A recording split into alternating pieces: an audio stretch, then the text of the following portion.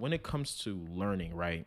Mm-hmm. There's different ways of learning. Some people are like, I like watching YouTube videos. Some people are like, some people nowadays with online classes, they're, why would I go to lecture when I can just watch the video myself 2 times speeded? Or why would I, read an entire textbook about it? I can just go watch some or read an article or read a summary. But Stephen Kotler talks about the different, I guess, value, the value, the return on investment you get on reading. Right. Can you elaborate on that for us? Yeah, he goes over a few different things. He talks about blogs, articles, and books in particular. And this is so enlightening because he's a journalist. So he's been writing for his entire life. He's written blogs, articles, and books himself. So he knows about this very well. And so what he talks about is that you get so much more value out of reading a book than you do out of a blog because the density of information and the concentration of effort and energy and knowledge just per word or like per unit time of reading is so much greater. And I know you wanted to hit this. Can you give us an idea of like how much more effort is put into a book compared to a blog or an article? So in a blog, right, he gives us like actually straight numbers, making a little bit of assumptions, but it's a pretty relative, pretty general assumption to make. So he says a blog, right, takes you about 3 minutes to read.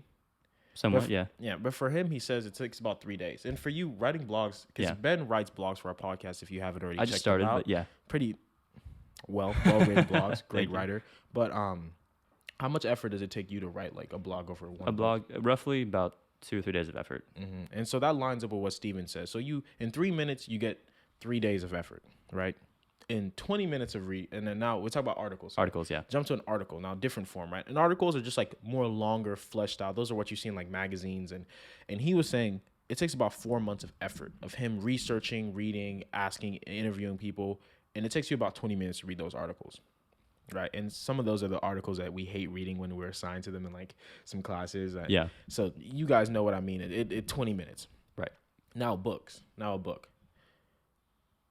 You should explain this because it's amazing how like much time. Yeah, no, it varies per author and per book, but for this book that we read and for a lot of Kotler's, like his average book, 5 hours of reading gets you 15 years of effort on Kotler's part. Like just think about that, 15 years. Like that's insane. And to give you a different like way of thinking about it, if you spent 5 hours reading blogs, so if you just kept reading blogs, assuming that 3 minutes each, you get a sum total from each blog of 257 days of writer's effort. Wow. Okay, from like all the blogs total. And you think like wow, that's a pretty good return, right? 257 days of effort. And Stephen Kotler, if you read his book, The Rise of Superman, spending 5 hours would get you 5,475 days of effort. And all of that is just to say that the information that you're getting in a book, not only is it more dense, the effort there is higher accuracy. When we talk about knowledge has to be accurate for it to be powerful, right? So you need this accurate knowledge, and this is the highest form, I guess, or like the best knowledge that you can get. And to add on like how well that information is, the accuracy of it, these people get put, like writers, they get put through so much editing and so much research. And like with Steven, he explains, like he asks, if he finds one contradiction when he's asked 5 different experts about something, he will ask five more.